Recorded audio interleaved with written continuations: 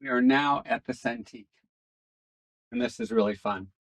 So you're in this what appears to be chaotic room, and so many people, like people will come in and they'll go, "How do you find anything in here?" And I'll go, "I know where everything is. You should live in here. I mean, it's where you're at all times, your studio." So this is the digital section, and I've got a Centtique and three monitors, and I know what I know, and I know what I don't know, and I don't know a lot. So I have the people that are with me. Corey will take over my computer and fix everything. Brian, same thing. These are my old students. They'll make fun of me, but in a nice way. I've had students literally just like tear me apart for using CS5. I have the updated the entire Adobe suite here. I just like CS5. So I'm mostly using that. I have the new Photoshop. Yeah, it's awesome, but it's fine. So I think that's something that will start now, and it's going to be really uncomfortable for a lot of the new students out there. We don't have this problem at my school. Respect the old people. I mean, in my mind, I'm still extremely young. I'm still like, oh, I haven't really changed much since high school in the way I think. But be careful with the old people because they're old. They've been around. The whole thing about experience is that you've experienced it. I mean, I have enough knives in my back. I open a knife store. So it's not like I'm going to do anything to anybody, but boy, I've been there. And just respect the older people. So I kind of dedicate this to the last group of my college students. My God, my God, who did you think you were? Um, my God, just no, you're a student. Just be quiet, listen. You're there yet. So this is where I'm going to start. It's a good excuse to give the really great um, advice. My old teachers were treated that way. First of all, you'd never work a day in the industry. Next, you wouldn't be walking the same way. They were tough. They were so tough. I'll give you a quick little story as I set up the file. So I want to make sure that you guys have a career. And I don't know. There was a great animator named Jack Gozar, and Jack he did the shoe shines in Gulliver's Travels. Give you an idea how old and long ago he was. Um, so I tell this story to my students all the time at the school. So I was supposed to go to his house for lunch. I forgot, and I went out with a friend, and I had a huge lunch. Oh my God, Jack, what am I going to do? So I get in the car and I run over to him. I think I was like 16. And, knock on the door. I'm like, Jack, I am so sorry. All he said was, kidding. I'm so sorry. I completely forgot. Let's sit down. I said, Jack, I just had a huge lunch and stuff. He made me eat an entire huge meal. I mean, you've ever been so full you're sick of eating that. I have a meeting tomorrow, 12 o'clock. I'll be there at 11:30. So, you learn the lessons from the old people just because we love you, okay? But be careful, all right? I like CS5. So go ahead and write about me. I like it. Um, okay, let's get into composition. Pretty much what we're dealing with is it's pretty basic, okay? So at the school, we teach the old school industry respect, and it works. I mean, the kids are great, and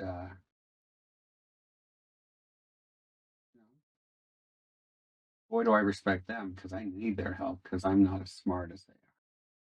So I'm always asking them questions. And, what do you think of this? And how do I do this? And I got a problem with my computer. How do I fix it? I mean, that was one of my biggest fears about leaving the university was about the geniuses. My clients call my college students the geniuses. What did your geniuses think? So not like we're not respecting you guys. Give us respect because um, we're old. Okay, so here we go. First thing, Cal State cool.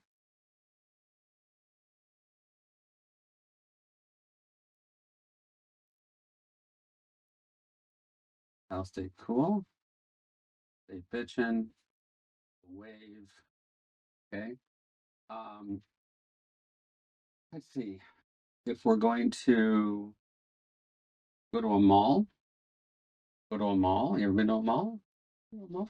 You get in an elevator, you're going to go from the second floor to the first floor really fast. Not going to see much. So that'll be your vertical, horizontals. You can have a escalator, which will take you from second floor to the first one. You get to see everybody. You see all your friends. Hi, how are you? There's a sale over there, so I want to get over there. You can see everything. Um, Closed and open. We close up a lot of our composition and then we open it. When Glenn Vilppu showed me this, I thought all of it. And then it's everywhere. So I told Glenn, I go, you're crazy. And then I started looking, I said, hey Glenn, you're not crazy. I mean, it's everywhere. So you have closed area, the whole thing's closed. Then you open up an area, you put a horizon, pulls your eye right to it. We got that. Have fun with letters. Like you can put in letters. Like you could put in an S shape. And then, you can put in mountains. Like clouds. That works. Um, you could, a lot of times you get a V composition. Draw down here. It's just real simple stuff. Okay. So in this one, what we're going to have is, first of all, let's look for the basic stuff.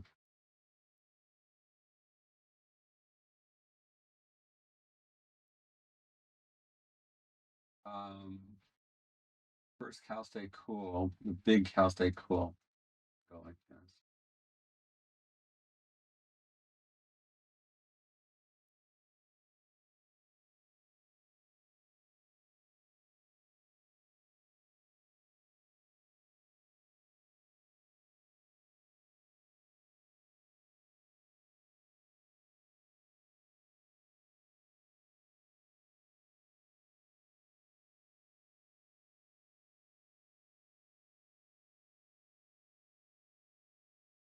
Cal Stay Cool. Now keep your eye here. The next one can be a V shape. You can have the two combined. Just pulls your eye. Right? That's really fun. And then you come down here to horizontal. That. For the elevator escalators, um, your elevator here.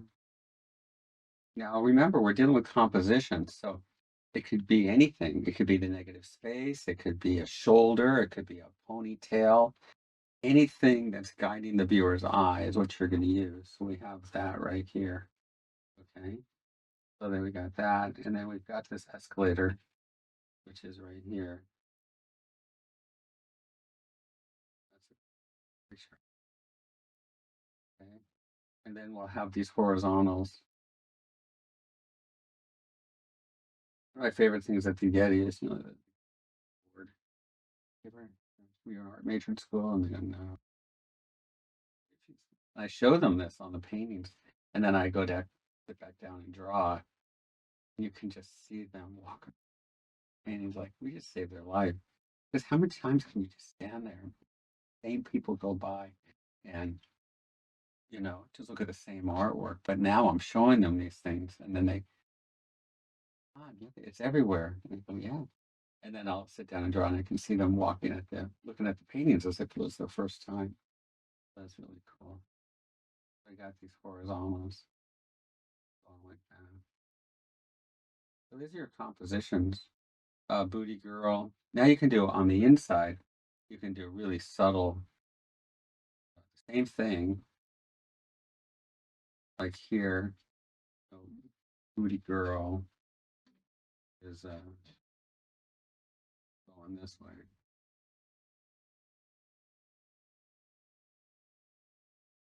See? And she might be getting that straight line right there. Going here, and then we're going to bounce down. Got that nice angle going across from like across her chest to these arms right here to this drapery. It just takes you right down there. And then from there to this arm, that hand that points up to this guy. And then he's going to go this way. And then this is going to go that way. We're just constantly keeping our eye inside the painting.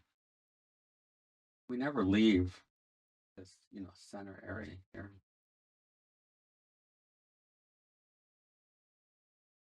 We're just constantly being attracted to it.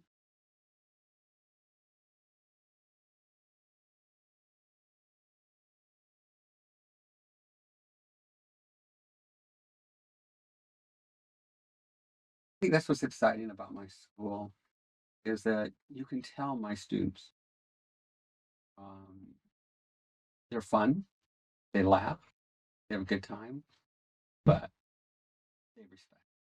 And I think that's we start very young. But they have a great time, but we start, very young. It's just real simple, fun. You know, I know that my kids will do well. I know they'll be successful when they get out there. It's really cool. Okay, so we got that. Let's see. Closed, open. So all of this is closed.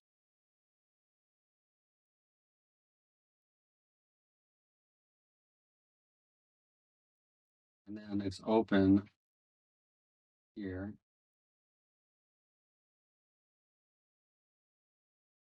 It's open. And it just pulls your eye. It's really fun. Look at the clouds.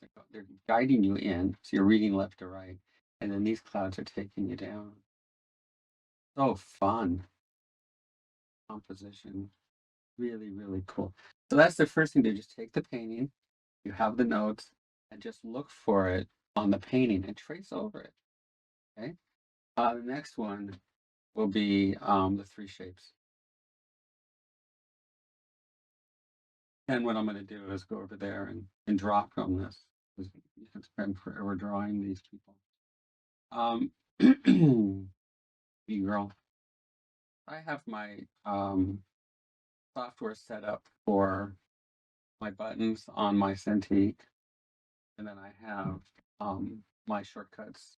I've set up shortcuts. Yes, I can do that. I know it might shock you, but I have these shortcuts, and I also have when I threaten to throw the computer into the pool, so that computer from being too weird. I'm gonna throw you in the pool. Other than that, I'm about as knowledgeable as I guess, and frustrated, I guess. But without a software on here. All right, so our head looks like a box shape. So let's go ahead and take this.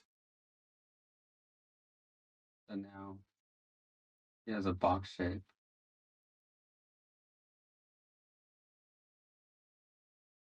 And then here could be a box shape. Well, I'll probably go Cambias on this, do a lot of boxes. How often do I trace over like this? Do people tell you that they do it? No. I want it to be the secret. I guess. Everybody's been doing it since as long as I've known.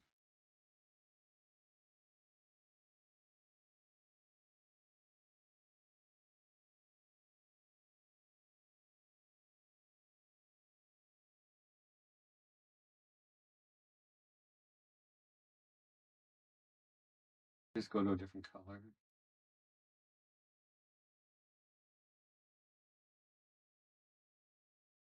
I think one of my favorite little isms, it's like, okay, so I ask like a 5-year-old question and they go, "You don't know it."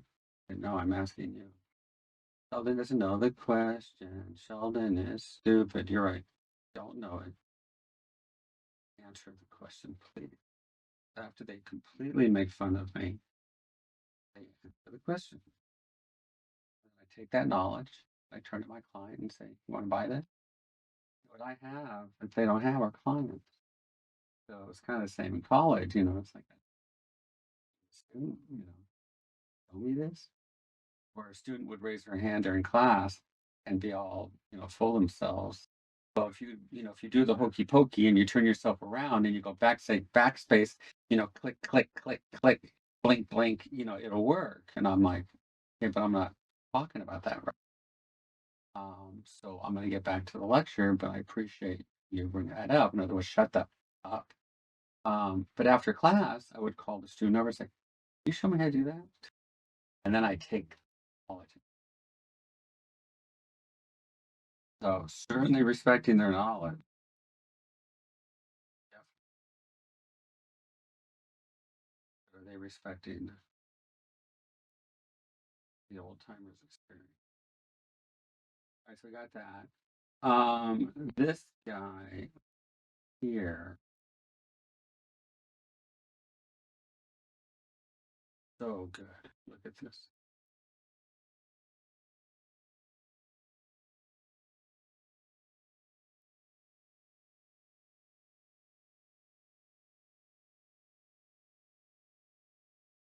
So now we have,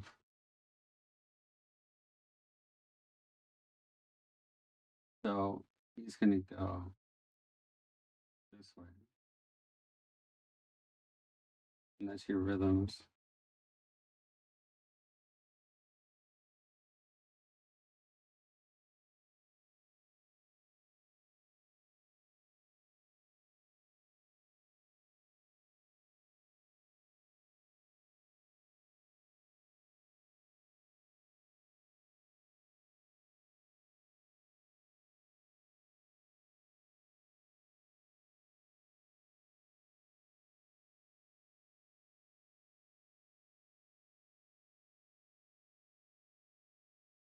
Then from there,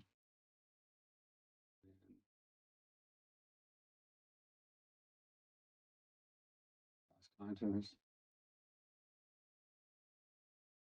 page,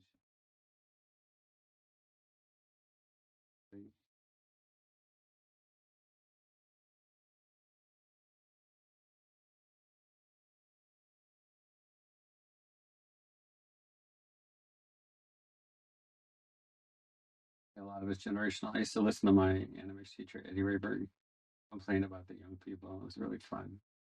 Now I'm Eddie.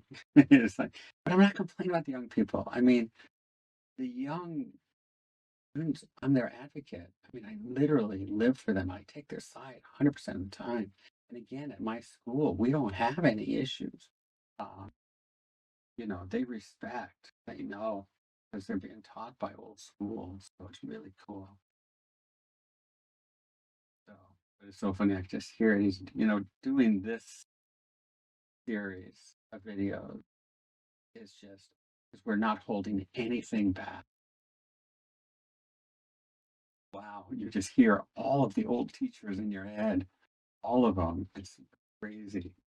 Okay, so you can see if we go here. Yeah, I think that's the coolest part of this video series is that it's in my studio and you don't have to be here. That's when I asked my friend, he's a psychiatrist, I do these videos. He goes, "Yeah, but you've been telling me to be careful." He goes, "But they're in your studio and they don't have to watch the video. Do it."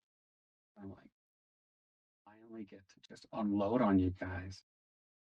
I'm going to give you tricks of the industry and stuff that you'll be able to use. And some of them will just be I see that? So from here to here, pretty cool. Step number one. Okay. As far as the next one, which will be we're going to teach a lot of anatomy. I'm going to go over a lot of it. I've got a really fun idea. I've been using it at the school I started, and the kids like it. Now, not everybody in my school are kids. I mean, we have adults, they're professionals. Had wild professionals in our school. We had Disney ones who I paid for a producer to come to the school. We've had illustrators who have put their careers on hold so they can come and study because they didn't get the fundamentals when they would. Okay, so now if we go like this, we can start putting in, the anatomy. Here's the pectoralis. Here's the serratus anterior coming this way. Right there on the side of the rib cage, which goes into the external oblique.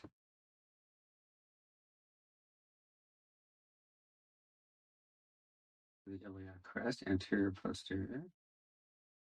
Thoracic arch. The rectus abdominis goes on top of the thoracic arch. That's here. Rectus abdominis.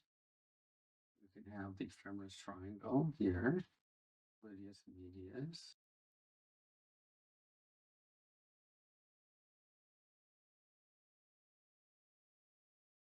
Vastus lateralis, vastus medialis, labia, gastrocnemius, right? Peroneus on the outside. You could have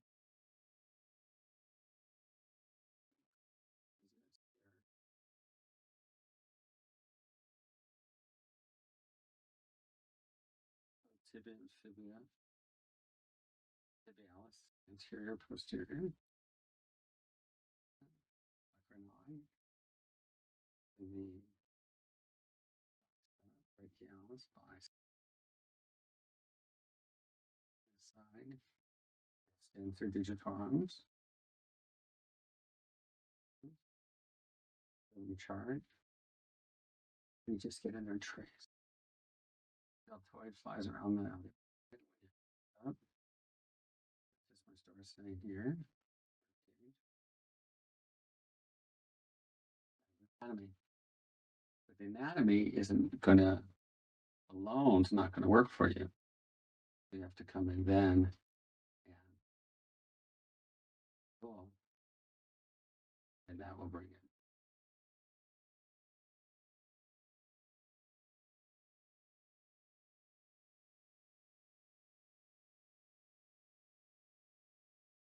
Bomb machine here.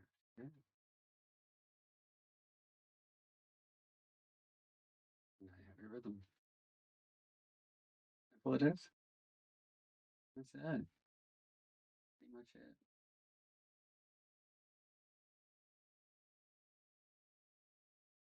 This guy's just a series of boxes. And if you're working in Photoshop, you have unlimited layers. Work with tracing paper, you can put different trace of paper down. D7, cervical vertebrae 7 right there. Okay. Over here on the wall, I've got so many anatomy. I got a Stedman, so many anatomy books. Probably the best one would be the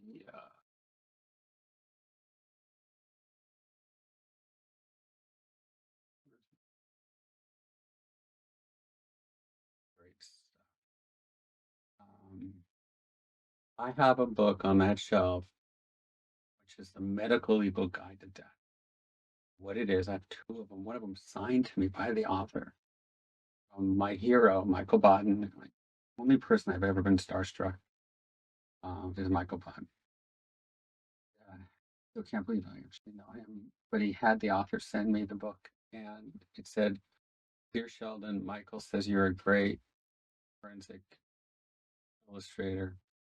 What it is, early on in my career, and it's every way you can die. Brutal. It will really wake you up, and I use it all the time, and I can just go right to it. I pretty much have it memorized. It's this thick, staring at it, and I know that if you hit somebody with a pipe, you get the bruise on the outside. So that's there. Netter's anatomy is there. My medical books in the back. I don't look at them as much. Medical books. I love it. So study, study. Here, here's the drawing process. We're going to have the easiest.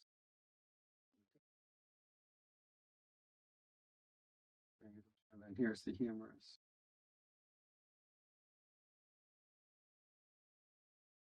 And then the clavicle is going to come to the acromion process, which is here. Floats. And then I make it up into really silly stories, like this is a football player. When the football players go to work in the morning, they don't have arms. No fact. Arms are connected to the shoulder pads. That's why they have trainers. They open the door and then they open the locker and then they secure the shoulder pads over the rib cage and they tie it down with these things called muscles and tendons. Every now and then you'll be watching a football game and they cut to a commercial really quick. And that's why sometimes these football players get hit so hard that the shoulder pads fall off. And you got these arms flopping around the field. People in the stands are throwing up. And it's just really horrible. So you want to be thinking about that. Yes. Shoulder pads. Glenn calls it a yoke.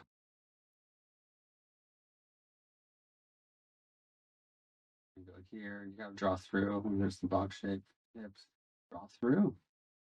You're gonna be able to draw through. So she's, here's the leg. I see through the.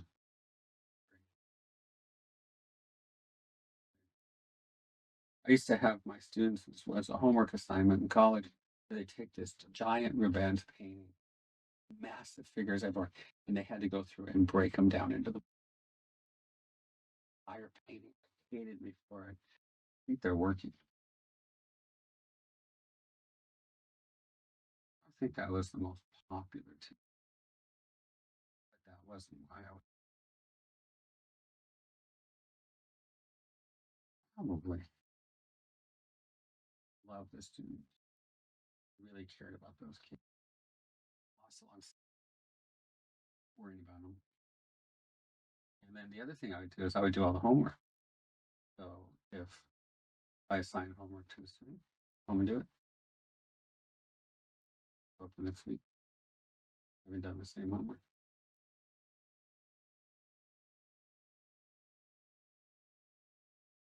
So he's got this, but where's that other leg? Okay, you guys get it? Welcome to tracing. Trace to learn. And then we draw. Now what we're going to do is I'm going to go back to the other desk and have some fun drawing. And that's going to be cool. So hopefully you guys take my advice with a nice grain of salt because it's coming from the heart and it's coming from the old school. So what is that old school? Let's see. This is maybe 3 generations ago. So they got me, and you got, and then my initial teacher, 13, he was 67. So he worked on Betty Boop. That. These guys worked on Gulliver's Travels. They're Max Fleischer animators. These are Fleischer. They flipped from the top pegs. Here in LA, and people don't know how to do that, but I was New York trained. So if I got a New York animator when I was in the studio, and they animated on top pegs, I didn't care. I would train that way. I'd flip, with the top pegs.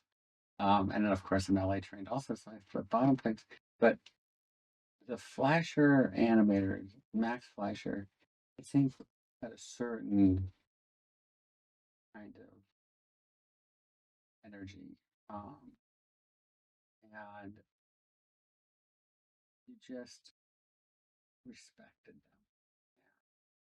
So I still have that in my head. Passing that down generation. Artists, giving them that. I think that's the best thing I can do. Okay, let's understand what we're doing here. Trace to learn, study, trace to learn. Okay. All right, let's have some fun.